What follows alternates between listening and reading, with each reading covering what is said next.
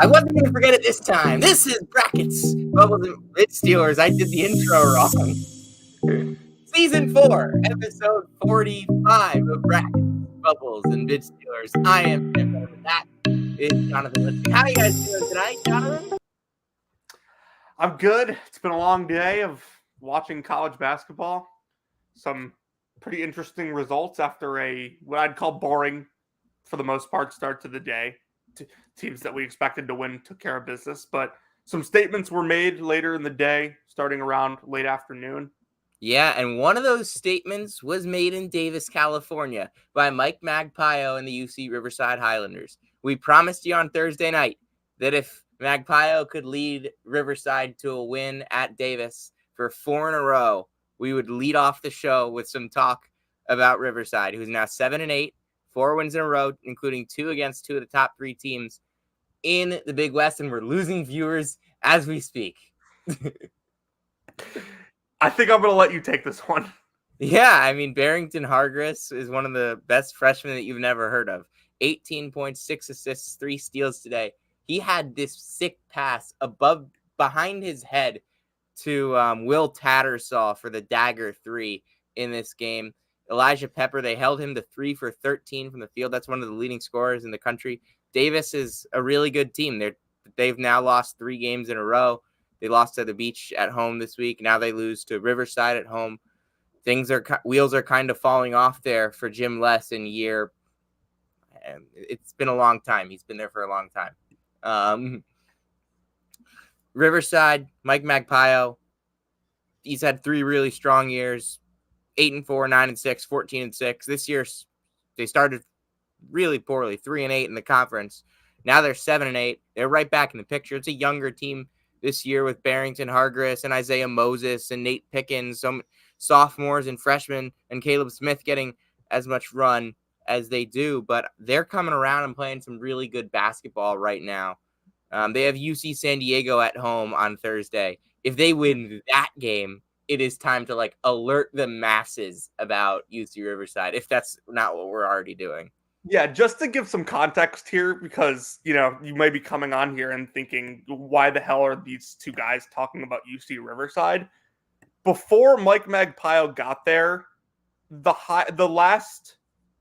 me see this. They hadn't had a winning season in Big West play in their program's history before Magpio got there. He had 3 in a row. Dennis Cutts, David Patrick, Jim Woolridge, Von Webb, and David Spencer were the 5 coaches before Magpio. And that was 5 coaches in 15 years, by the way. The highest any of those guys finished in Ken Pom was 211 in David Patrick's second season and final season with the program. Magpio's at 211 right now, and it's his worst of his 4 seasons at UC Riverside. Yeah, you just don't win there, and he has.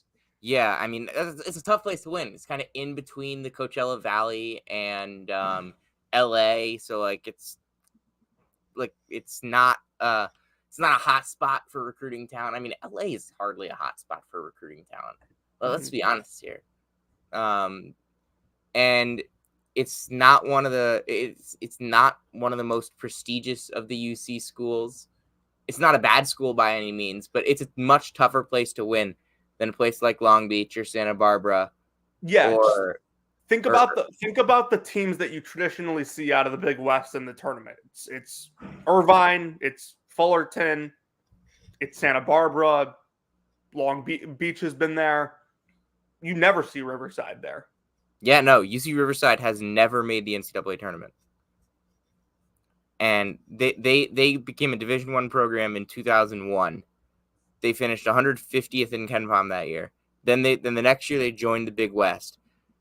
5-13, 5-13, 7-11, 4-14, 3-11, 1-13, 4-12, 8-8, 5-11, 6-10, 7-9, 3-15, 5-11, 7-9, 5-11, 5-11, 4-12, 4-12, 7-9. This is a bad season for their standards. It's a rebuilding year for them, and Magpio has them at 7-8. I mean, this dude he's an excellent young coach. He's got to get he's got to get some more respect nationally.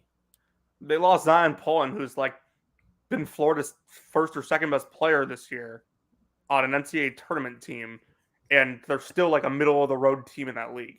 They lost Flynn Cameron too, who might have been, who was their second best player. They lost Lachlan Olbrich, who was one of their best players as well. I mean, they lost basically. I mean, and they also lost Jamal Hartwell. They lost most of their guys. Their minute continuity is 207th, but it feels like it's a lot lower than that. Yeah.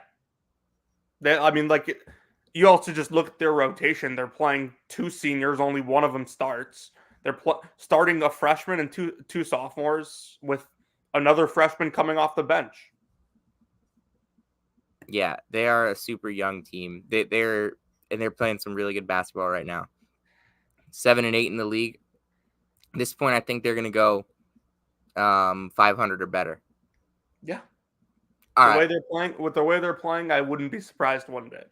7 minutes of the show down, and one team talked about, and that one team is 211th in KenPom.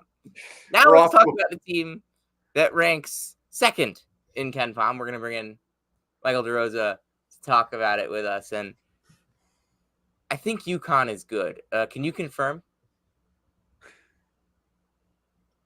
I don't know what you're talking about. That's a bold take. I don't know if I agree with that. You have to give me more reasoning behind that before I can even. Some people on Twitter refer to UConn as a wagon. I think we're past that. We're way past wagon status. What's the step above wagon? We are on freight train level and bordering on aircraft carrier. 81-53 today for UConn at home against fourth-ranked Marquette. They held Tyler Kolek to 2 for 11 from the field, 3 assists and 4 turnovers for the guy that some people think is the Big East Player of the Year. The guy who some people thought was the Big East Player of the Year last year. I wasn't one of them, and I don't think he's the Big East Player of the Year this year. Still think he's really good. I thought it was Sully Bohm. Fair. That was one of the things that I've talked about on this show a lot, how much I liked him. And I never pronounced his name the same way twice. Just couldn't do it. Yeah. Anyway, UConn might have like 4 dudes in the Big East Player of the Year conversation. And that, I mean, Big East Player of the Year is probably Devin Carter, but like the fact that UConn just has so many dudes that are just so good at basketball and just play such tough defense, and they just hit shots. And UConn didn't hit shots today. They didn't hit shots in the first half. They had started to hit shots in the second half, and they pulled away. They put their foot on the gas and won by 28 against the top 5 team in the country. It's Jeff Borzello tweeted this out. The biggest win in a AP top 5 matchup ever. Wow. By margin. 28, by the way. Mizzou is now down 9. So yeah, I know. I have it on. Oh, there's a good cut and a missed dunk. Anyway, just nothing was going right for Marquette today. I kind of thought the first couple minutes of this game, that was some of the best basketball I've seen played all year, just on both sides. I thought Marquette was really getting to work physically. I thought UConn was really getting to work physically. The refs were letting them play. Some tough shots on the inside were made. The first 4 possessions of this game were on both sides. The first 2 for each team were just 4 incredibly well-designed plays. UConn got an easy dunk and an easy backdoor, and Marquette got a lob to Oso and a post touch for a guard. I just thought it was, after those first couple minutes, I was like, all right, this game is going to be an absolute rock fight, and this is going to go down to the wire. And then UConn just decided, no, I'm better than you. We're better than you. And it was 24-8 in the second 10 minutes of the first half. Yeah, I mean, they're pretty good. UConn has dictated every game they've played since that Seton Hall game. Like, Sam, as a UConn fan, when's the last time you felt uncomfortable in a UConn game? Butler away, when Butler kind of couldn't miss. Okay. And then the That second was- half happened where UConn literally didn't miss, and I think had over 1.8 points per possession. Yeah. That and then game was 6 weeks ago, by the way. yeah. I would also say I would also say Providence a little bit, just kind of like that game was just such a rock fight in that first half. But I never thought UConn was going to lose that game. It just was annoying to watch. And Villanova was frustrating, but again, I never thought UConn was going to lose that game.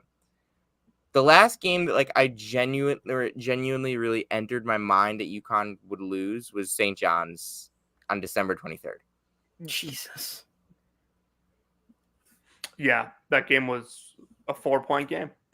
That was without Klingon too. They have him back now. Yeah, that's right. Yeah. Which by the way, UConn's top 10 again or maybe they're 11th now, but like they're well into the top 15 of adjusted defense. Yeah, 11th in adjusted defense. You want to hear something? Donovan Klingon returned to the court on January 17th.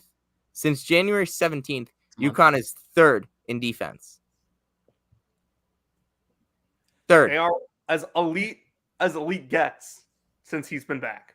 I feel like they're kind of constructed in a way that just is to like mess with every single Big East team. Like they're able to execute in the half court. They just kind of out muscle teams, almost designed to out muscle you. And they have length at every position, which is a problem for a lot of Big East teams.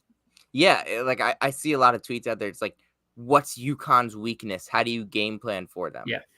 Like if you're a coach, how do you game plan for UConn?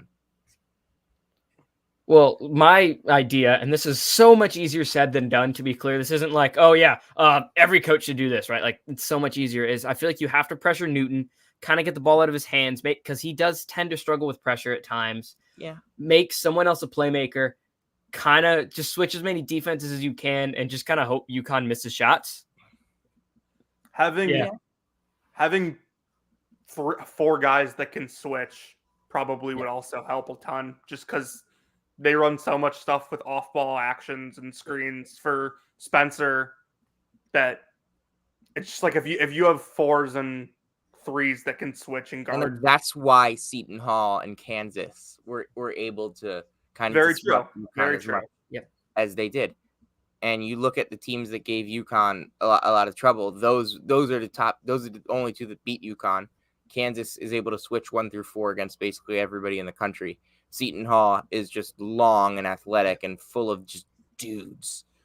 And that's kind of what you get there. I mean, even Butler has some really strong and like big wing type players.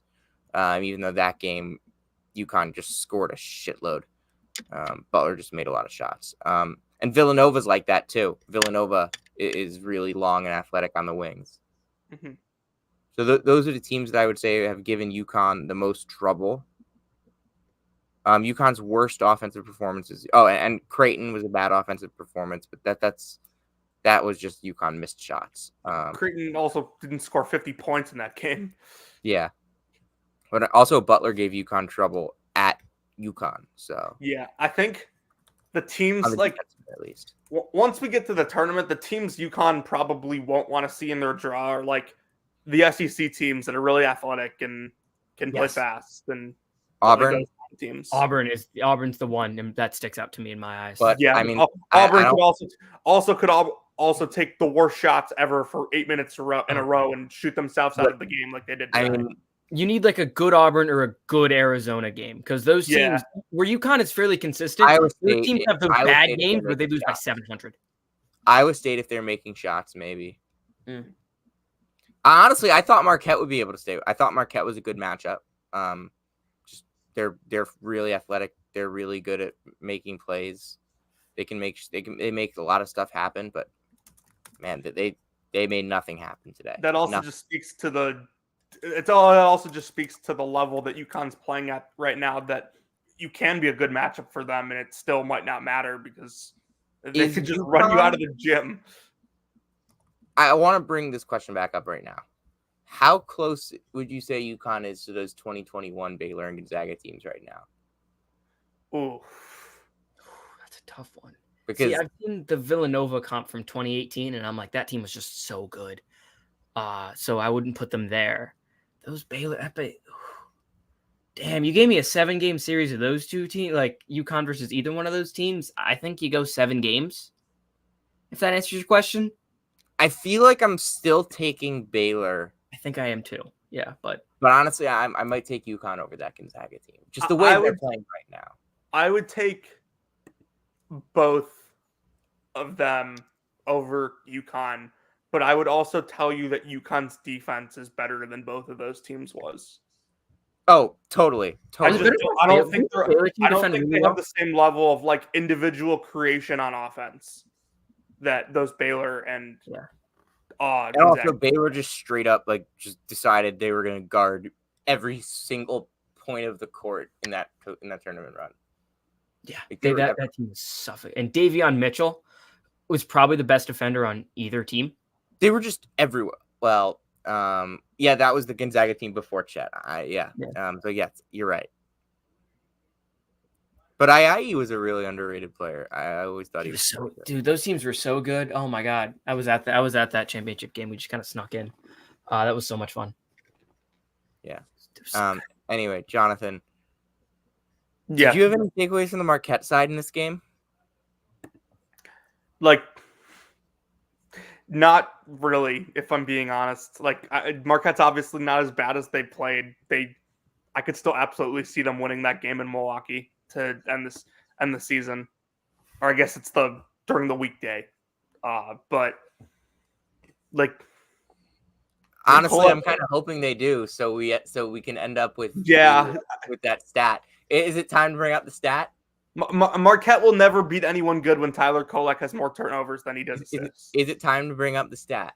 Yeah, I mean, we're getting close, right? Like, I mean, we are what? 4 weeks. Selection Sunday's 4 weeks from tomorrow. Yeah. So, all right. No team. Right. Got it. Yeah. Sorry. Yeah, I'll mute myself.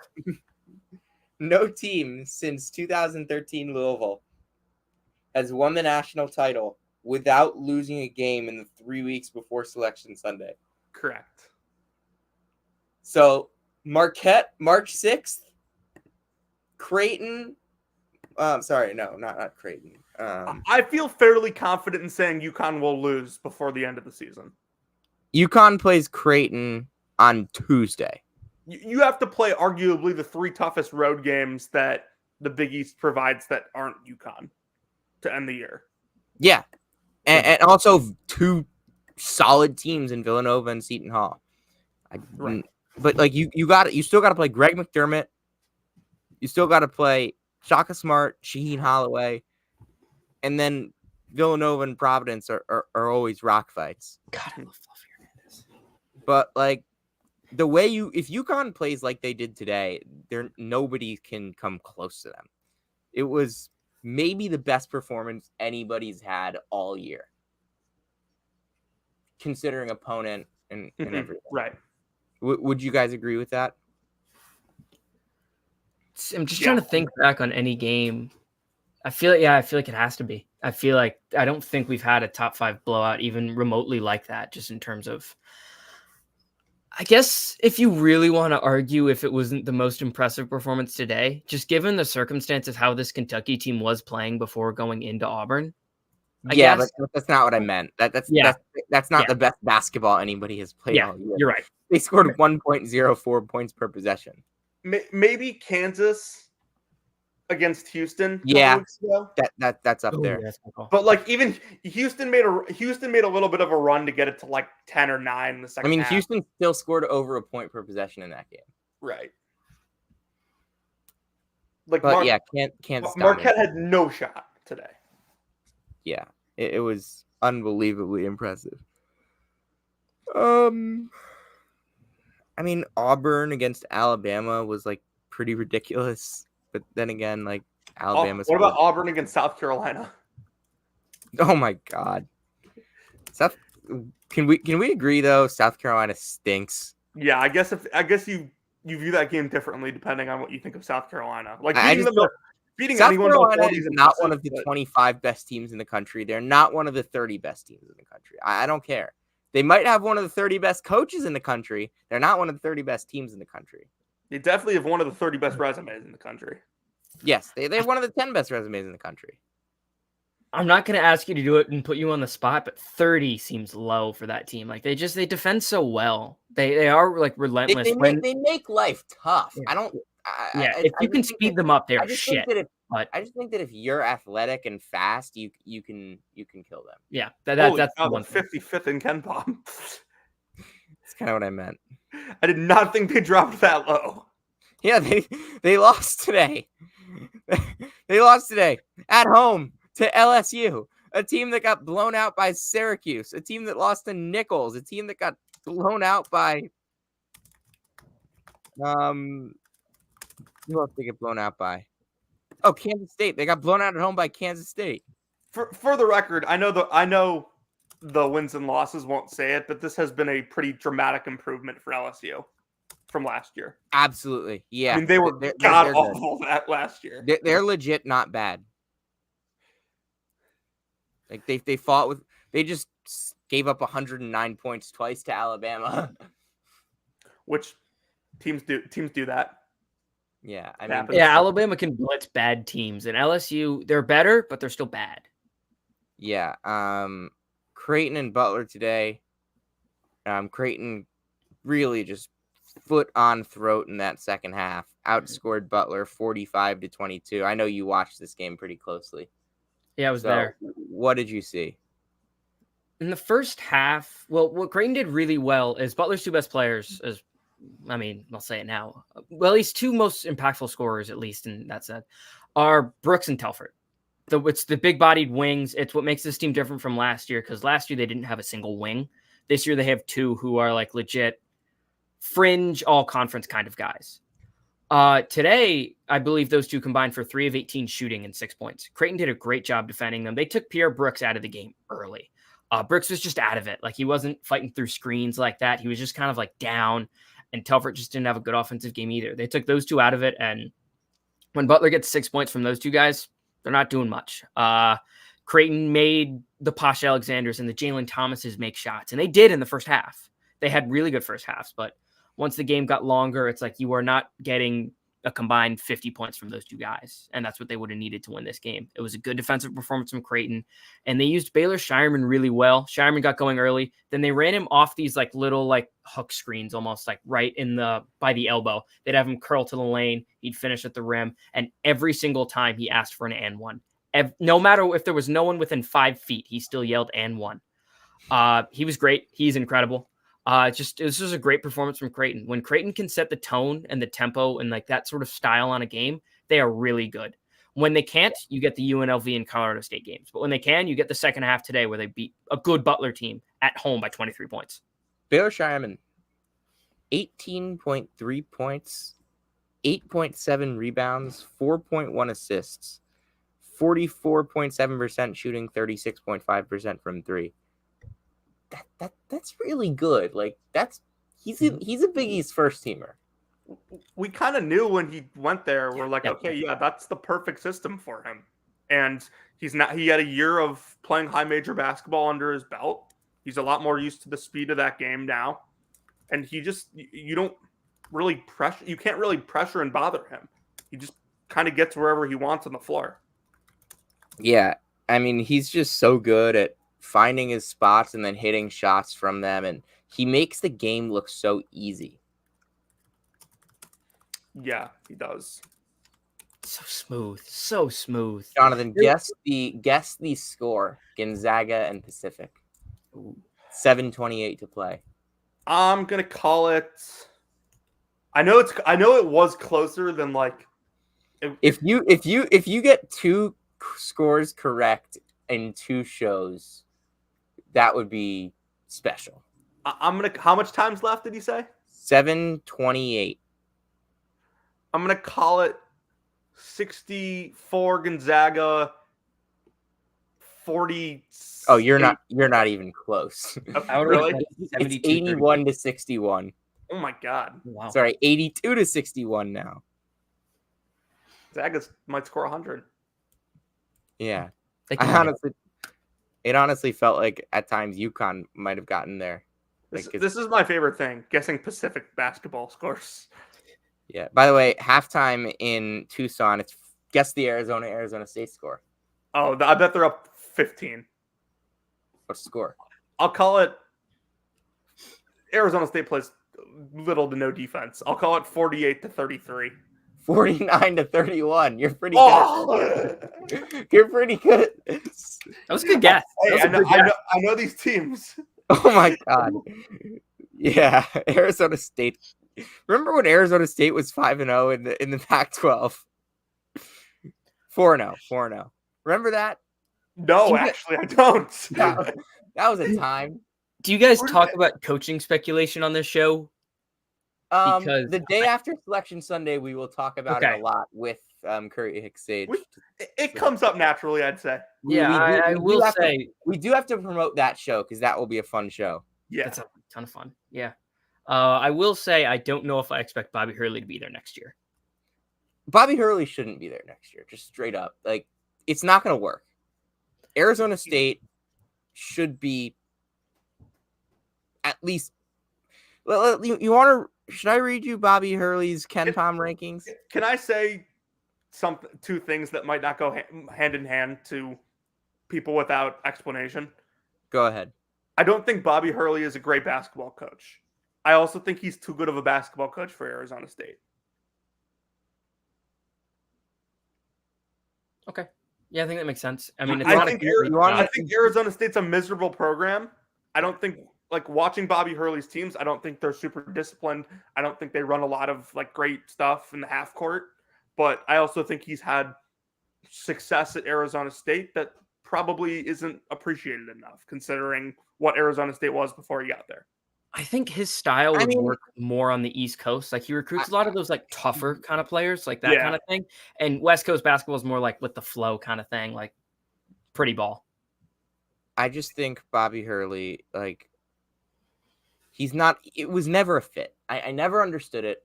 You're right about that. He's a Jersey guy. He went to Duke, coached at Buffalo. Like, what is he doing at Arizona State? Like, why did he take that job? He took that job because it was the high major that was offering him. He would have. Yeah. There's no reason for him to take that job. Honestly, I think he should have stayed at Buffalo. Fit is important for players and coaches. It just doesn't make sense. He coached 2 years at Buffalo, took them to the tournament in his second year, and things were going so well that, like, Nate Oates was able to ride off of that.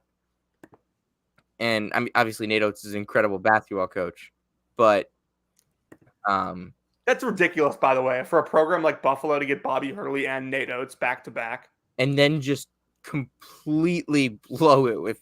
They also smoked. That Nate Oates team beat Arizona State in the tournament when there was like that 11-6 game, right? Yeah, they did. And now then they blew it with hiring Jim Weitzel and now George Halkovich. It's Halkovich's first year. He was hired late. We'll give him a bit of time. They're 3-22. Yeah, well, he was hired late. He put this roster together in June. We'll give him another little bit before I take it. I'll give him until MAC play starts next year. Yeah, hey, they had John Gross on the ropes today. They did have Anquan Bolden Jr. Ropes. That's a name. Oh yeah, Anquan Bolden Jr. He's hurt though. So is he actually? Damn. Yeah. They're pretty terrible though. I still don't know how they beat Central Michigan, who is now 9-3 in the MAC, in the single A MAC under head coach. Who's the head coach at Central Michigan, Jonathan? The head coach at Central Michigan? I'll give you a hint. He was a high major head coach, an atrocious one, but he was a high major head coach. Dwayne Stevens is at Western, right? I'm thinking of the wrong Michigan. Yeah, he's not there. Central Michigan. I have no idea. Tony Barbie. What? Barbie World. He coached 4 years at Auburn. Do you want to know what his KenPom rankings were at Auburn? Can I say no to this question? I don't want to know what his KenPom rankings are. Going to hear them. Yeah. 234, 147, 197, and 122. Damn, maybe I'm not giving Bruce Pearl enough credit these days. Yeah, that's what Bruce Pearl took over for. Oh my god. Auburn was an abject disaster before Pearl got there, and today they were an abject disaster as well. They scored 59 points against a team that has had that so bad at defense that it got a think piece published in The Athletic about it. Hey, they're up to 81st now. Congratulations. By the way, my favorite stat, Ugana on Yenso's block rate, 18%. Jesus. Impressive. I'm watching the game. I honestly think Auburn was like too juiced for it. Like they came out and like were taking bad shots, and Chad Baker-Mazara threw like 2 behind the back passes that led to turnovers. By the way, Chad Baker-Mazara, the Ken Palm MVP of this game. He was the Ken Palm MVP. So we do not have a Shahada. If I was giving out a Ken Palm MVP in this game, I would give it to Adu Thiero. Yeah, him or Antonio Reeves. Those are your Shahadas. By the way, the new term that we just created, Sam just used, it's called a Shahada. It is a Ken Palm MVP and a road victory. That is obviously the most named for Shahada Wells of all time. Obviously named for Shahada Wells, the last player to win Ken Palm game MVP in a road victory at Allen Fieldhouse. Are we gonna change the name when? No, of course not. Unless it's someone with a funnier name than Shahada. Yeah, no, I'm just wondering if we were gonna like think or change it with the next person that won a Ken Palm MVP at Allen Fieldhouse in a road victory. By the way, let's do some predictions. Who's the next Ken Palm MVP at Allen Fieldhouse? It doesn't have to be this year. Just who's the next Ken Palm MVP? Oh, it's Mikey Williams. Huh? Mikey Williams, of course. No. When he wins National Player of the Year. I'm going to say the next Ken Palm MVP at Allen Fieldhouse is VJ Edgecombe next year. Really? Mm-hmm. I'm going to say the next Ken Palm MVP at Allen Fieldhouse is... Ooh, that's such a tough question. The next Shahada at Allen Fieldhouse. Yeah, the next AFH Shahada. I don't know. You can like try to predict. You could try to predict like who they're going to play in like the Big 12 Big East battle for them will be on the road next year. Milan Momcilovic. I like that. They sweep regular season. I can totally see Day Ames just going in there, dropping 30, and like next year, because he's going to be really good next year. Sure, but not this year. They do. Who will be Day Ames' coach next year? What happens when he's at Louisville? They won't play at Allen Fieldhouse. All right, whatever. Who says they won't play at Allen Fieldhouse? I don't know. By the way, Baylor plays Kansas twice this year, so like, there's no guarantee they're even going to play at Allen Fieldhouse next year. Did they play at Allen Fieldhouse last year? Yeah, they played twice last year. It was double round robin last year. I'm an idiot. Yeah. This is so. Oh no! Wait! What? Kylan Boswell. Do they play at Kansas next year? Who knows? I don't even think the Big 12 knows that yet. Yeah, or like, are they ever gonna like release basketball schedules? Imagine like a UNC Greensboro goes in there and beats them 15 years in advance, but they can't release a basketball schedule until the season starts the next day. Dude, Kansas like surprisingly has gotten like dangerously close to losing to like sub 275 Ken Palm teams at Allen Fieldhouse the last couple years. Yeah, Eastern Illinois this year. Last year, Southern Utah almost went in there and won. Right, I remember. Southern Utah was good last year. They weren't like sub 275. They were 111, dude. Their coach got Bowling Green. Oh my god, I'm such an idiot. Which I still don't know how that was supposed to be an upgrade. But I saw a stat the other day that was like, I mean, dude, it's Southern Utah. Yeah, hold on. I would take Bowling Green over Southern Utah. I saw a stat the other day that Southern Utah is like one of the most down programs in Ken Palm. They're down 116 spots, and Bowling Green is one of the most up programs. They're up 40 spots. So yeah, I think he can coach. I think Todd Simon can coach. Todd Simon will see you at a Missouri Valley school next year. I don't know about that. Jonathan, you know what it's time for? It's time for the Valley update. I don't know about that one. I don't know if it's time for the Valley update. It is. What is it time for? It's not time to fear the Phoenix. It's time for the Valley update. All right. Well, Sam kind of tricked me into that one. Really, only one notable game today. Indiana State has. What are you talking about? What is that supposed to mean? How do you feel bad for no? They're like what? They tricked their fans. Is that what you mean by you feel bad? Come back on the screen. What is this supposed to mean? We really don't need to do a Valley update today because there's only one team that we have to talk about right now. Indiana State went 0-2 this week. Yeah. They're at large. Chances are done. Okay, Mizzou is only down by 1, but there's less than 3 seconds left. Don't spoil it. I have it on my TV. We're 0-11 in the SEC, man. Mizzou hasn't won an SEC game? No. That bad? Who would they have beaten in the SEC? Have they played Vanderbilt yet?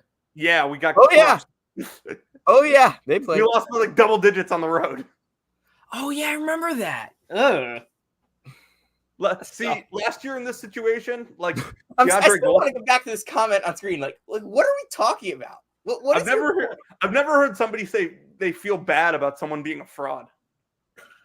They just are. Lamont Paris has that program building. They'll be really good soon. God, they're not good now. We have no timeouts. They're a tournament team now, which is a huge accomplishment considering what South Carolina's been through the last couple of years. Yeah, Sam, we didn't have him in our top 100s at the start of the year. Hell, Frank Martin only made 1 tournament there, and Frank Martin's a darn good coach. That's a lane violation on Ole Miss. Frank Martin made 1 tournament there in 11 years. Don't throw it full court. Sean East for the tie over the backboard. Mizzou to 0-12 with Tennessee coming to town on Tuesday. That's a winnable game. What, the Tennessee women's team? Yeah, we got to win for covering the spread, maybe. Anyway, Mizzou's Ken Pom rating will go up tonight. Indiana State 0-2 this week. Basically dropped 10, 15 spots in Ken Pom. The Southern Illinois one wasn't terrible, but in the context of the game. The Illinois State loss was just awful. Yeah, at home too. That's just a letdown. I like SIU. I think Mullins can really coach. Their fans don't think so. Nobody that's the thing about this. I was listening. I was listening to Kevin Sweeney on his podcast this week, and he was like, "These Missouri Valley teams all think that they're better programs than they are because they made the Sweet 16 one time." Which I actually kind of agree with. What Dana Ford might get fired this year. No, are you saying this as you agree with Sweeney or you agree with? No, I agree that the expectations in the Valley are really high. There's a lot of programs that have history. Yeah, and I think expectations might be a little too high. And what's funny is I don't think that's a bad thing. I think that having a lot of coaches that if you're not really, really good, you're gone. That should more leagues should do that. I think that that's a good thing. I think that it keeps the league really competitive. As someone who's watched a lot of bad coaches coach basketball, I would agree. You just want to get guys in and out. And you don't need to do that whole that's a football thing, actually, more or less. But yeah, I've watched a lot of bad coaches coach basketball and still somehow get 2 extra years. Cough, cough, Patrick Ewing, cough, cough. So we don't need to do that. The Georgetown administration is a very special one. Hey, but Ed Cooley is rich as shit. That was so funny. He got way too much. That was just funny. We should let people be funny nowadays. I respected him saying that. Should we talk about Tokyo. McNeese? Dude, McNeese is I mean, not you like named fair. Like they should. Segment Dude, after Shahada, you might as well talk about his team. How many did Shahada drop today? Shahada only had 9, but it didn't matter. They went to the gym of the second best team in the league, a team that won at an SEC school, and just they held him to 47. okay. Nichols scored 25 points in the second half and 22 in the first half. Like, what the hell? Sam, have you seen the movie When the Game Stands Tall? No. Have either of you seen it? Michael, have you seen it? Okay, No, so sir. it's a football movie that came out probably a decade ago. It's about this team in California that like won a shit ton of games in a row. And there's a scene in the movie where like all the coaches from their league like meet before their season, and like a bunch of them say like they're like not going to play them because like they're too good. Oh, I is this feel like about Sal? Yeah. I feel like the Southland coaches should have done that with McNeese this year. They're way too good for that league. They assembled a high major basketball team in the Southland. Yeah. Like the last coach that did this was Chris Beard. Will Wade is a freaking magician. You can recruit. You can definitely recruit. How the hell did they do? Like, how the hell did they do that? I have no idea, dude. Neither do I. I told you this the other day. There's like a 75% chance they're going to be more athletic than the team they play in the first round. By the way, their AD is a former basketball coach who didn't have a season where he went above 500 at McNeese, but he's now their AD. That's weird. He's a smart guy, clearly, because he hired Will Wade. Yeah. Increased the Somebody was buyout going with an to. extension recently. Somebody was going to. Their last two games, Hey, that's savvy. Get your money. their last two games are now road wins by 51 and by 27. And the 27.1 was against the team that's in second in their league. Yeah, they won. Remember that game where they beat Corpus Christi at the buzzer? Do I remember it? Dude, it was the game of the year. It led off the show that night. Of course it did. And again, it was a Monday night. Nothing else was going to lead off the show. Big Mondays, baby. Little Monday. Little Monday. It's been relegated. Yeah. I mean, Christian Shoemate was like the best player in that conference last year, and he might be like the third best player on this team. Yeah. He's the second best player on the team, but just for dramatic effect. Well, their best player is Shahada. So Yeah. What Iowa- happens when McNeese loses in their conference tournament? Dude, they're not going to get they have like no chance, right, to get in at large if they lose No. in their conference tournament. I don't think No, so. they have a quad 4. So it would be 2 quad 4s. Yeah. Yeah, even though they would be 29-4 or whatever it is. Anyway, Iowa wins against Wisconsin 88-86. You see that Owen Freeman stat line? Yeah. 20 points, 12 rebounds, 6 assists, 4 blocks, and 2 steals. I mean, I know we said the other day Cam Christie is the freshman of the year in that league, but Owen Freeman's right there. Yeah, I'd say him, those two, and then like maybe Blackwell if he didn't get hurt. Yeah, I think. With I the mean, 3. Owen Freeman. I'm pretty sure his like season averages are a lot better than 10 and 6. Sorry, 11 and 6 with 2 blocks and a steal. And they got another freshman coming off the bench that's been good this year that hasn't played a ton. Yeah, I But think he's Harding. been really good when he's been in there. Yeah, I like Harding a lot. I think they're in really good hands. Freeman is going to be all Big Ten next year, and Harding is going to be all Big Ten eventually. I honestly thought they should I honestly think they should be playing Harding a lot more. Honestly, yeah. I mean, they're not They going to don't- make the tournament. They have 2 away games coming up against Michigan State and Illinois. You basically have to win both of those to be anywhere in the tournament picture. They kind of have to win out.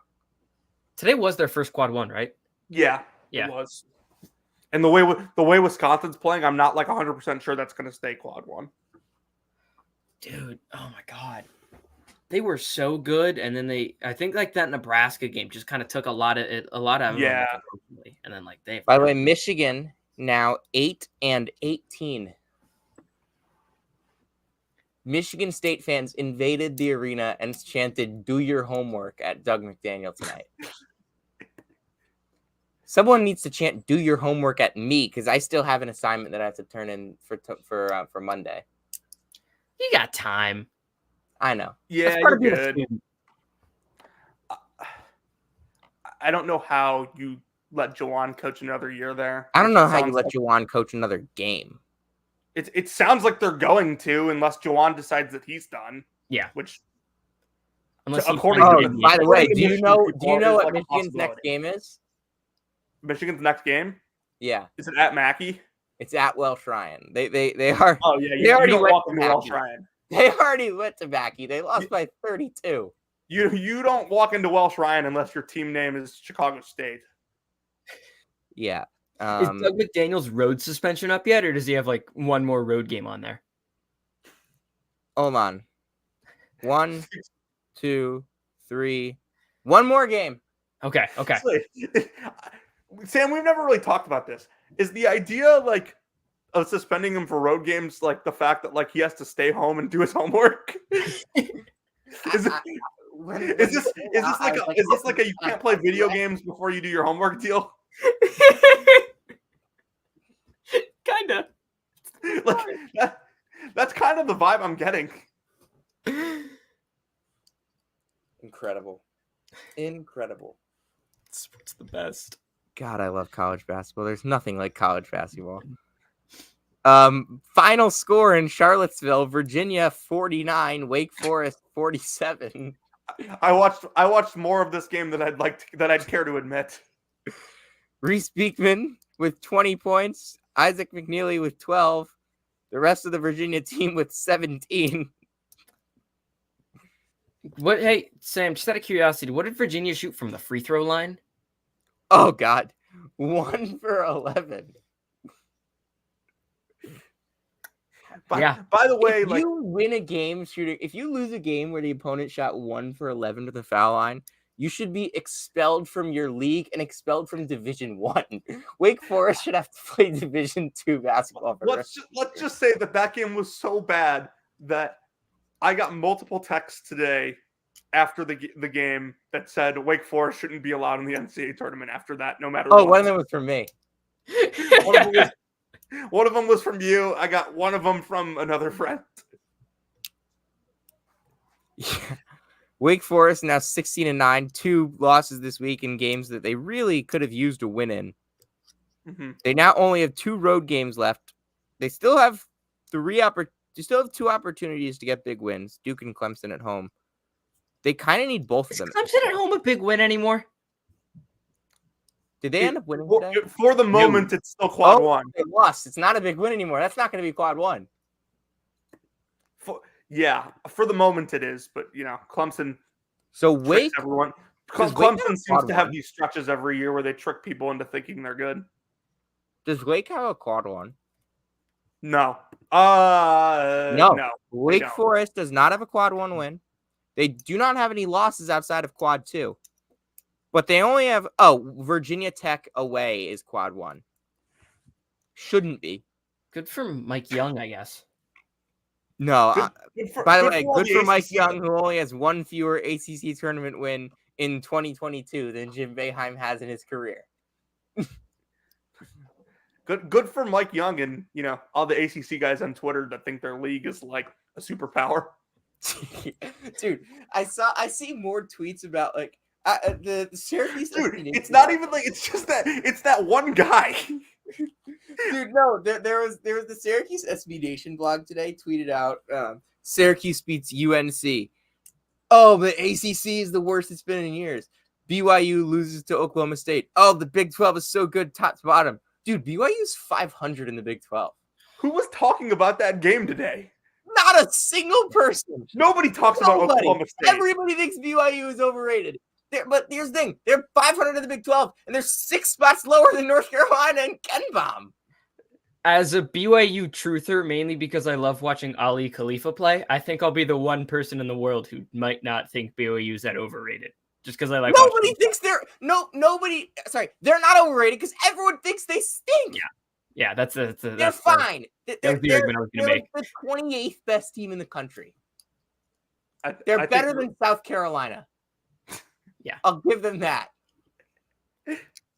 But they lost today by double digits to the least interesting team in the country. I didn't watch a second because I'm not allowed to watch a second of Oklahoma State basketball until Mike Boynton is fired. I'm so hoping that because Margaret Thatcher is dead. Sorry. Oklahoma State has a pretty large buyout to pay if they want to fire Mike Boynton. I am really hoping that they keep him around and he somehow turns it around next year and you can't watch a good Oklahoma State team play. Dude, they might like actually be good next year because they have like Daly and Garrison and like all the freshmen. If those guys stay. Is Cade Cunningham coming back? I mean, you can just hire Ron Harper and Dylan Harper might go there. Hey, Louisville tried. It doesn't always work. That's a good call, by the way, though. Ron Harper. It's amazing. You hire family members, and now everyone wants to go play with Matthew Alexander Moncrief, who is, by the way, not playing at Oklahoma State anymore. Neither is most of those guys. God, I remember his recruitment. Ewing wanted him so bad, and they couldn't get him. Oh man, the whole student section chanted, "We want Moncrief" for like a fringe 3-star recruit. What? Yeah, and he still didn't come to Georgetown. We want Moncrief? Dude, yeah, that's unbelievable. Yeah, and it didn't work. Nobody has ever uttered the words "We want Moncrief," and Georgetown fans did. There's an NBA Hall of Famer named Moncrief, and again, nobody has ever uttered the word. Is he a Hall of Famer? He better be. Better be. I think. I'm looking it up. Hold on. Yeah, he's in the Hall of Fame. I see a picture of him at the Hall of Fame, so I really hope that's the first thing that pops up when you search his name. And again, not a single person has ever chanted, "We want Moncrief." Now, he did have Dante Moncrief did have a really nice kick return against the Texans for the Patriots in 2020. That's also the last notable thing done by someone named Moncrief in sports, and M.A. Moncrief has been playing college basketball since then. Oh my God. This has been too long of talking about Matthew Alexander Moncrief. Speaking of Matthew Alexander Moncrief, it is time to talk about the Georgia Bulldogs. Is it? Or is it time to talk about the team they played? It's time to talk about how the Georgia Bulldogs were 14-5, and now they're 14-11. Damn. Mike White. Mike White, everyone. That is still not very good. They are young, to be fair, and they do have Asa Newell coming in next year, so there's something. But that is, as you guys mentioned, good for Mike them. White. They lose Chua, Abdurrahim, Thomason, and Hill, and I mean that's a lot of guys to lose. I mean, if they have Kane, Demary, and Asa Newell plays to his expectation, to what recruiting sites have him ranked, I mean, they won't be decent next year. But like that's basically what they are this year. They're decent. Yeah, they're fine. Are they fine, or are they just Sam, have you watched Asa Newell? No. Like I have, just because I've watched Montverde a bunch, but like I haven't ranked him yet. Anyway, on that game, Zion Pullen had 16, 7, and 5. I mean, he just does everything. He's so impressive. Yeah, he really is. Florida's, I mean, absolutely rolling right now. Since I came back from winter break, they've lost twice. Once was was the game at Tennessee, which Tennessee played ridiculously well, and then one was the 1-point game at A&M, in which they had a lead until late. It's a roster that I think is tough to evaluate from an NCAA tournament perspective because they're so matchup dependent. Just because, like, they're constructed of like all guards and bigs. They have like no forwards. Yeah, and like the thing like Riley Kugel has not been good this year, like straight up. His two best games were losses to Wake and Baylor. Yeah, I mean he's coming off the bench for them. Yeah, like he's coming off This the was bench. like supposed to be one of the top breakout players in the country. Yeah, but the fact of the matter is they have glue guys, Thomas Haw, Alex Condon, Zion, Tyrese Samuel. Those are such excellent glue guys for them. Mm-hmm. They get some really good minutes from those guys, and obviously get Walt and Zion and Micah Hand-Lockton, who are all studs. Fun team. They're a fun team. They play fast, shoot a ton of threes. Todd Golden, good coach. Walter Clayton bucket. I know someone who disagrees with that. Yeah. We had Greg Waddell on last week, and he basically was just talking about how bad Todd Golden was. If Todd Golden's name was Todd White, nobody would like him. Which I don't agree with whatsoever. I think I don't agree. I don't think It's a he's funny anywhere. concept, though. If we want to go greasy NFL references like you did with Dante Moncrief, as a fan of both Golden Tate and Auden Tate, AU, gold, that's a periodic table joke. Yes, I understand that theory. That is excellent. I forgot that Auden Tate existed, just the same way you forgot Dante Moncrief existed. I did. But yeah, Florida's a team that they rebound, they shoot a ton of threes.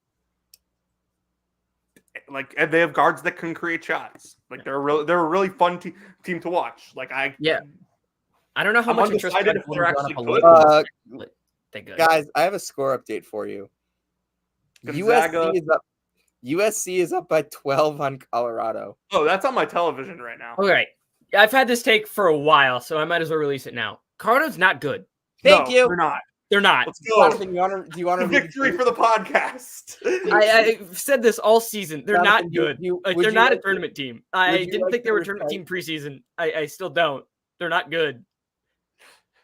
Would you like the only thing we got wrong about that was the fake 5-star allegations. Would you like to recite the Bible? Ooh, I like Bibles.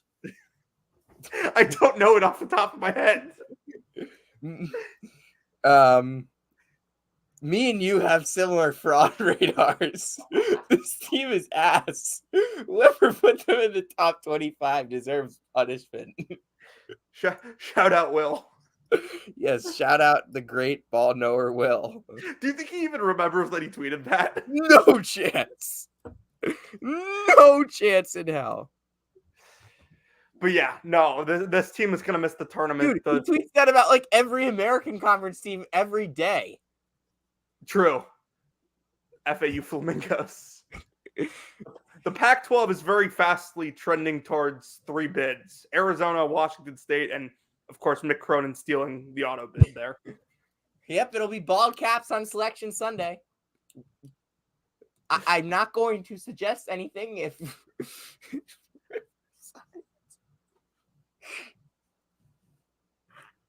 Oh my God.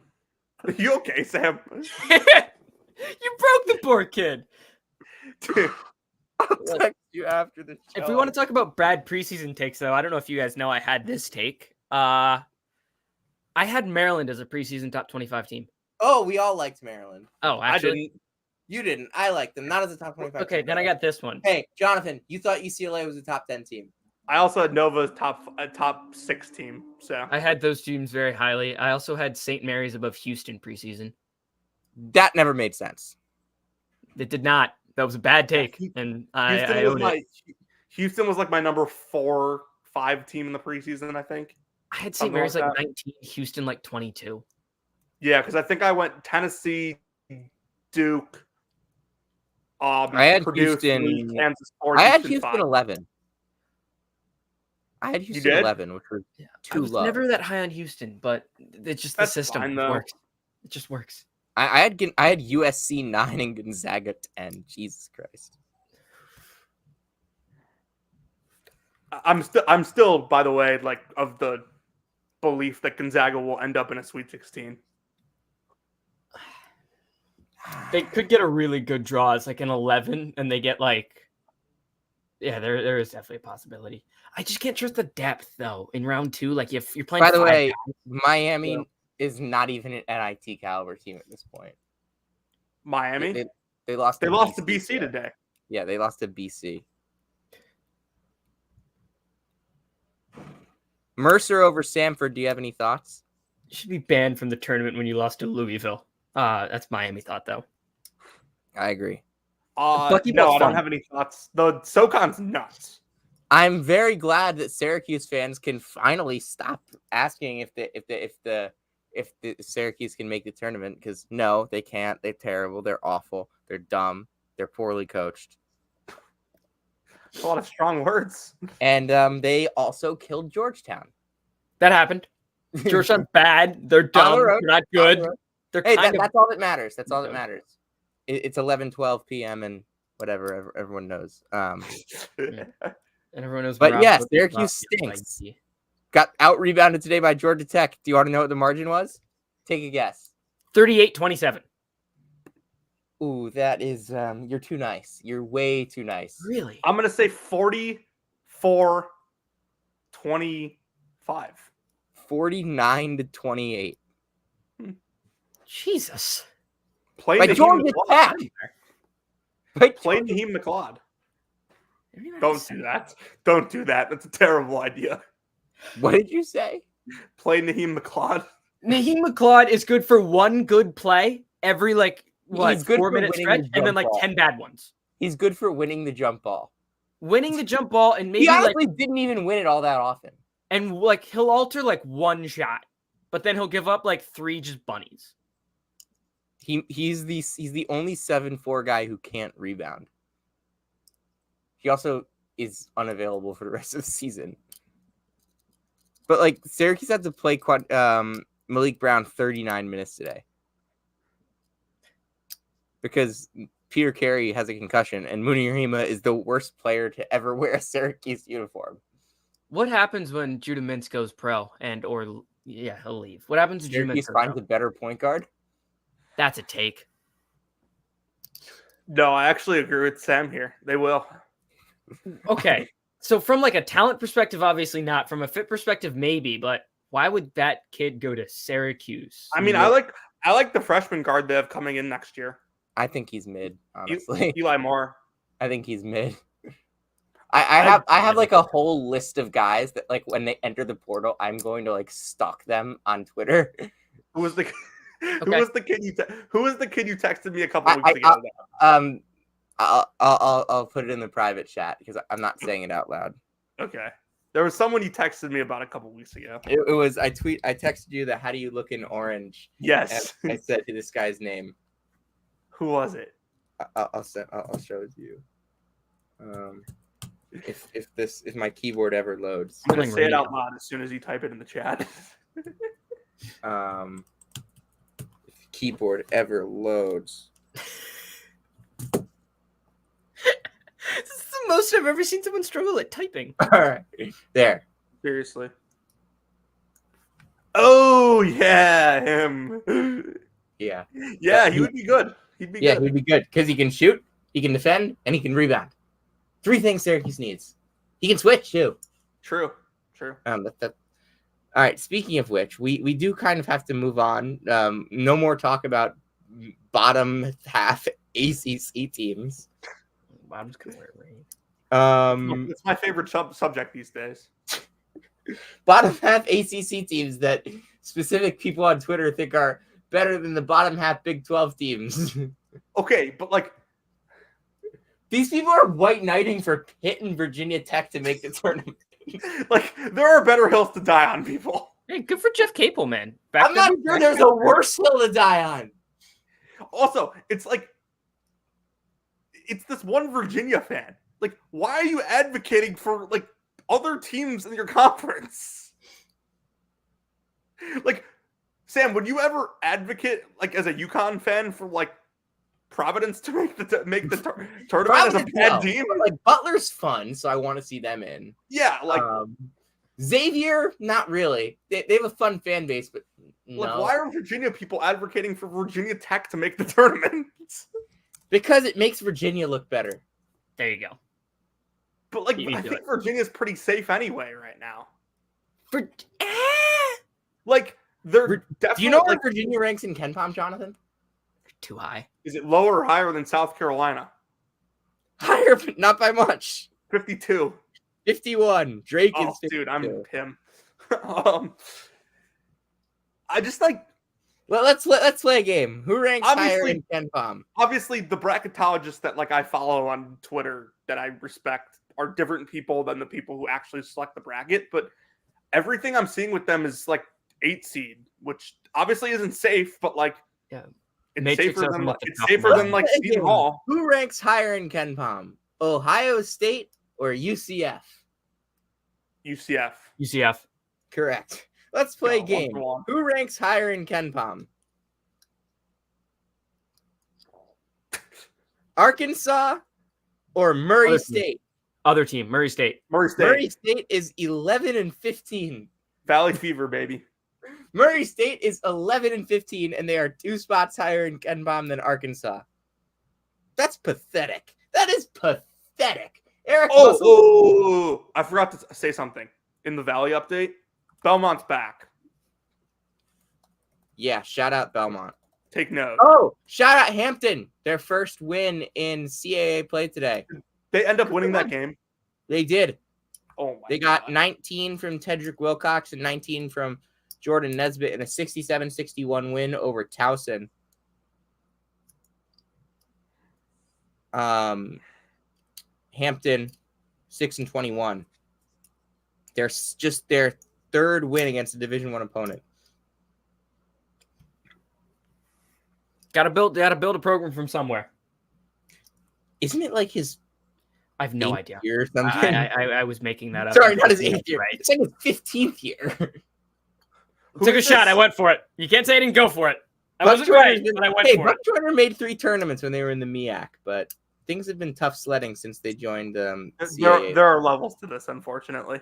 There are. James Madison got a win today against Georgia Southern at home. They escaped.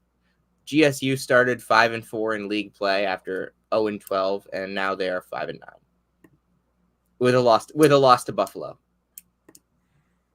in the MAC Sunbelt Challenge. So sorry GSU, you stink. Big South talk though. High Point got a win against Radford today, thanks to 34 from Kamani Hamilton. 30 of them came in the first half. We talk about the Big South a fair amount on this show.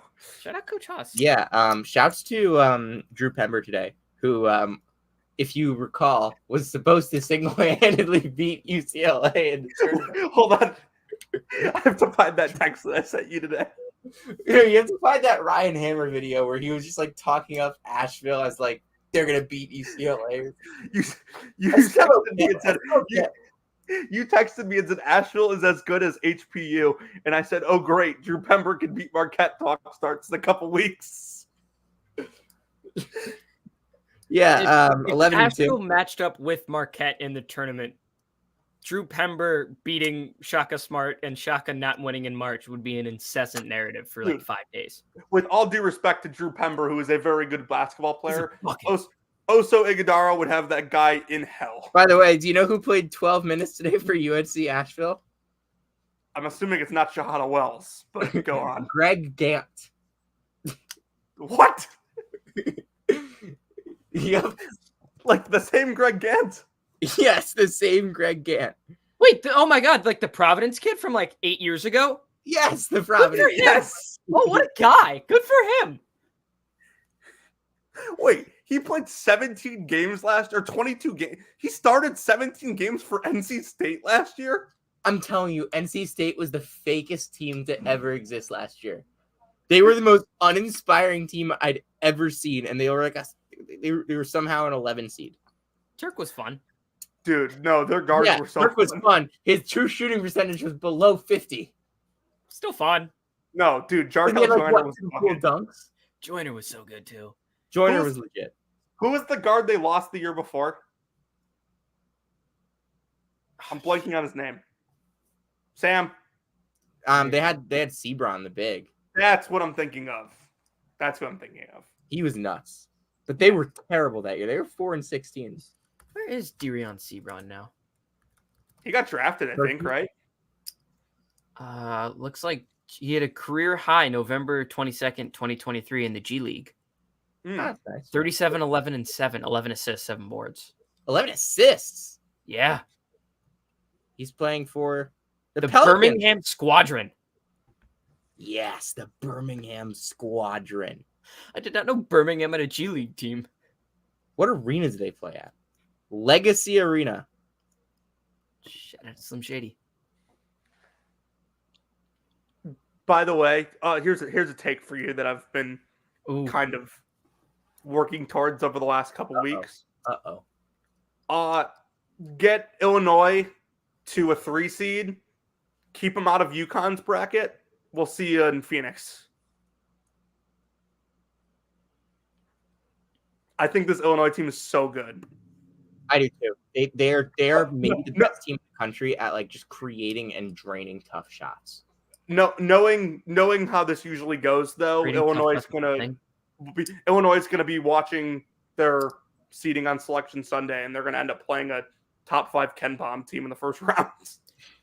If Illinois is a 3, I will likely be picking the 6 and or 11 in the second round. I just don't trust them.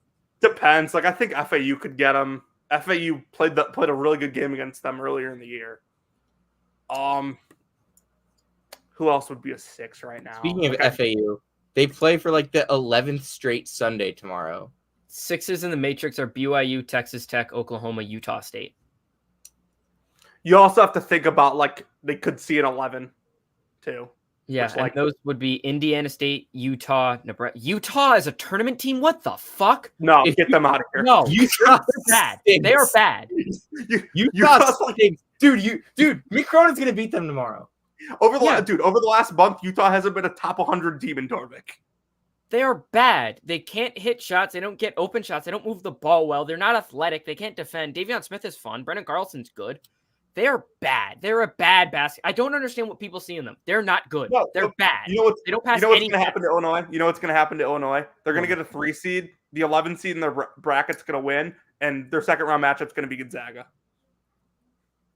That's what's going to happen to them. It's not the worst take. I'd see that. God, I want to pick against both those teams.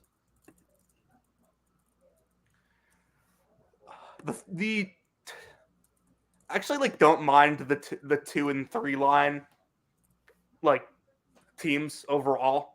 It's like 4 and 5 I think are really bad.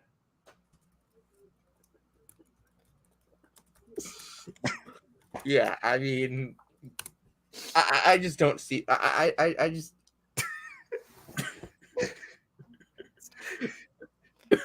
I'm sorry. Yeah, the 2 and 3 line. Yeah. On Grand Canyon, though, we do have to kind of talk about them because we talked McNeese, GCU 24-2 after this squeaker win. What the fuck did I do? What was that phrase? Squeaker. I've never heard you say that before. I've never said that in my life. That's a bar, all right. All right, I've never said that before in my life. Use it more. Okay. Cal Baptist KenPom game MVP was Blondu Chikongo. Not even gonna try. Well, you did try, so. Some of these names on this Cal Baptist team are incredible. Scotty Washington, Brantley Stevenson, Hunter Goodrick, Ivan Udraogo. God, that's so excellent. I miss Teron Armstrong. Anyway, it was 19 for Ty and Grant Foster, 15 for Gabe McGloth. I mean, this GCU team is so good. If they if they finish with 3 losses, will they get an at-large? I hope so. I think at this point, like they're on the 11 line right now. They're not a 12. I'd take them. I think they're like just looking at the 11s right now. I don't think you can put Utah. They're better than Mississippi. I just don't think you can put a 3-loss team in a good league like the WAC and the NIT. They deserve a tournament bid. That team's like actually like they're legit good. All right, time to talk Ivy League. Yes. Princeton over Yale, 73-62 today at Jadwin. Xavier Lee had 19. Matt Alacco had 18. No Matt Noling for Yale, but I mean, Danny Wolf was just silent today. He was terrible. Yeah, it was a good game. I watched the majority of it. The Ivy League tournament is. Are you going to the Ivy League final, Sam? Yes, I'm going to the final on Sunday at Levine. I don't know who I want to see. Like, I want to see Malik Mack, but like that's the fourth best team in the league. Right. And Like, I want honestly, sorry, I want to see Yale Princeton. No offense, Cornell. I already saw you this year. Don't really care to see you again. I wouldn't be bothered if Cornell won the league. Of those teams, Brian Earl's a great coach, but honestly, personally, just like I like quotes from James Jones and Mitch Henderson a little bit better. Of those three teams, the Princeton, Yale, Cornell, I guess the answer is Princeton, but I'm going to ask anyway. What team's most likely do you think to win a tournament game? Definitely Princeton. Yeah, definitely. Maybe Yale. Really? Yale? Dude, their first 5 Yale is as good as Princeton's. Yale has a 7-footer, which the other two teams can't really say. Yale who had 0 points today, by the way. Yale has a 7-footer with guard skills, a defensive player of the year, 6'4" point guard, 2 crazy shot making guard/wings, and then maybe the best mid range shooter in that program in the last 30 years in Matt Nolan. I just think Princeton's probably like it was the same thing last year that I know, Sam. I think this is still probably your pinned TikTok, but Princeton's so hard to prepare for. Princeton's just a nightmare to scout. Yeah. But honestly, this year I don't really feel the same way about them because like they're different this year. They're not built around a guy like Tosan. Well, yeah, they don't have an NBA player. I mean, Xavier Lee might be an NBA player. He is really good. He's absolutely a pro. Like super efficient on really high usage. Like, but they're different in terms of they're just playing a lot of iso ball. They're not really like they still do a lot of the cutting, but like last year their game was built around Tosan at the elbow and at the high post, kind of just hitting cutters and getting to the basket. This year their game is built around Lee and Alako isolating and creating shots.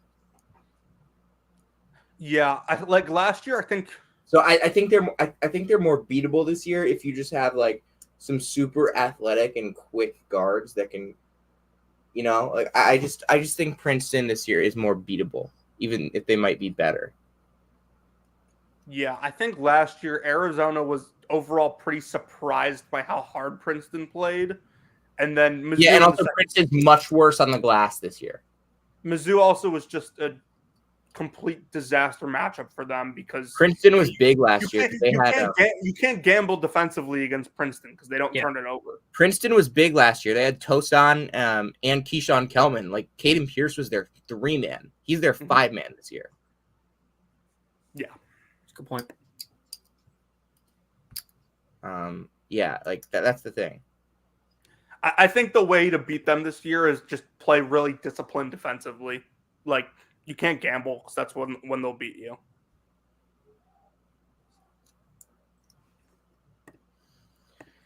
Yeah, I watched Harvard beat Columbia today. That's a huge win for Harvard. They're now in the driver's seat for the 4th position with that sweep of Columbia. But they still have to go to Yale, and they still have to play home against Princeton on Friday. Penn's now 1-8. Just total disaster of a season for the Quakers. Tyler Perkins back from mono? It was Malik Mack that had mono. Right, and then Tyler Perkins. Yeah, I mixed up my Ivy League DC freshman. Bronny just finished a sick and one, by the way. Congrats. Like caught a lob, got hit in the air, and finished it. That's nice. Hope he's back next year. He's got potential. He's not coming back, but he should. I know. Yeah, that is the boat I'm into. Purdue and Ohio State tomorrow. This is Ohio State's first game without Holtman. Who's their interim? Jake Diebler. John Diebler's brother. The guy that just like hit a lot of threes like 10 years ago. Yeah, yes, and now on the Butler staff, John Diebler. Yeah, he's at Butler. No. Now we're starting to get into the guys that I remember playing college basketball coaching. I mean, we're there with Kim English, but John Diebler. You remember Kim English playing college basketball? How old were you? Like 5? Yeah, I was gonna say. He was playing he was either on the 2012 team. Yeah, you were in like preschool. My brother picked the 2012 team to win it all. I picked them to go to the Final Four. They did not. I vividly remember that team. I do remember that game. I picked Kentucky that year. I was right. That was the one year I've ever won a bracket pool. Wow, you suck, man. Why do you talk about college basketball? Dude, I can't ever sniff a bracket pool win. I don't finish top half. I'm winning this year. I don't care. Picking champions is impossible. I've gotten 2 champions right in my life. I started doing brackets in 2010. 2018 Nova, 2021 Baylor. Those were the 2 I've gotten right. I definitely got that Nova team right. 2020 happens, I would have gotten the 3rd right because Michigan State was winning. Like I screw this up every year. Every damn year. There's always one You don't game screw it up, it's hard. Yeah. I do screw it up, but it also is hard. I am proud to say that I've gotten my national champion has gotten to the second weekend every year since 2017. Or I guess since 2018. 2017, I had Duke, who lost to South Carolina. My national champion got to the second weekend last year. Got to the second weekend 2 years ago. Got to the national championship 3 years ago. Second weekend 2019. Who did I can't remember all the champions. Wait, hold on. Your 2021 national champion did not get to the second weekend. Oh shit! No. For some reason, I've remembered myself. Why did I remember myself picking Gonzaga? I don't know. You picked Illinois, right? I did pick Illinois. You're right. I guess they were the. My 2018 national champion got out in the first round. What'd you say? My 2018 national champion lost to a 16 seed. I was going to pick them all, and then DeAndre Hunter got announced out. And my 2017 national champion made the second weekend. I picked Arizona to beat UVA. So when UVA lost, I felt like a genius because I had Arizona. I can tell you, if you remember that Arizona versus Buffalo game, Arizona did not make it out of the first round either. I had this year. I did not trust that Arizona team as much as I thought I would, mainly just because they got Virginia. But I was ready to pick that Arizona team to make a big run. Sean Miller can't win a tournament game. I had Kentucky winning that region, and when Virginia lost and Arizona lost, I pretty much thanked everyone for losing, and then Kentucky freaking choked against Kansas State. I still don't understand how that Kansas State team, John Calipari walked into the Sweet 16 with the remaining seeds in his region being a 9 seed, an 11 seed, and a 7 seed, and he didn't get to the Final Four. I mean, to be fair, there's coaches Bruce Weber, Porter Mosier, and Eric Musselman. That is true. That's not bad. That's not bad at all. Why are we You're right, but why are we holding the Kentucky coach to the standard of he may get outcoached by Bruce Weber? I don't know, man. You're right. I picked Illinois in 2021. I still feel stupid for it. Remember when VCU got COVID and couldn't play Oregon? Yeah, I picked Oregon to make the Elite Eight that year. Are we all in agreement that VCU had no chance in that game? Regardless, I picked Oregon to the Elite Eight. It would have been nice to see Bones Highland in the tournament. Just because it was a dog, but I feel like that would have made more of a difference in the second game. I still think about how much USC beat Kansas by. I told you the other night, right, that my friend from Kansas texted me and said he hadn't felt this defeated since the USC game. Yeah, and we talked. We went over who played for Kansas in that game. Yeah, we're not gonna cross that bridge again. No, no, definitely not. I'm gonna choose. Give me a random number from 107 to 233. 165. Okay. Ohio lost last night to Toledo. That was a fun game. Sonny Wilson had 12. Javon Simmons had 13 and 16. Dante Maddox had 21 and 6. And hit an ice cold 3, which put the game out of reach. You watched that game? I watched the end of that game. Yeah, I had that game on, and then I had New Mexico. San Diego State. You know what it's time for?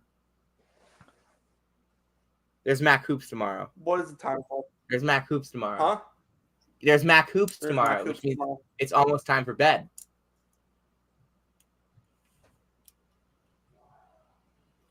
USC up by 11 on Colorado. Oh my God. Arizona last year lost to Arizona State at home. It is now 99-60. I think they remembered that game. Yeah, Arizona State hit a half quarter for the win. It was like And 3/4 that got them in the tournament last year. Yeah. And then Nevada just no-showed. Let's be real. They no-showed for the final 3 months of the season. I don't want to see Nevada in the tournament this year. I don't enjoy watching Nevada. The only reason that Nevada even got into the tournament last year was because Mog got hurt and Clemson lost to Louisville. Even so, that Rutgers team still should have made the tournament. No, they were so bad without Malak. I didn't feel that bad when they did. It would have been fine, but they lost to Hofstra. They were awful without Mog. No one gave a shit about the NIT. You're not trying as hard as you would for the NIT for an NCAA tournament game. You're just like, oh shit, we made the fucking NIT. Okay, the season's North over. Carolina be like lollygag in practice. North Carolina be like. North Carolina was in the CBI actually. Actually, no, they weren't invited. Patelis didn't invite them.